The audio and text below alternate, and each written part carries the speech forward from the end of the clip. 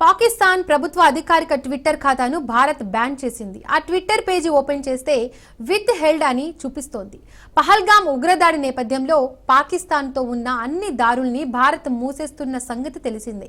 ఇరు దేశాల మధ్య రాకపోకల్ని, దౌత్య సంబంధాన్ని కట్ చేసింది. అటు సింధు జలాల ఒప్పందాన్ని సస్పెండ్ చేసింది. ఇప్పుడు నెట్టింటా కూడా పాక్కు యాక్సెస్ లేకుండా అడ్డుకుంది.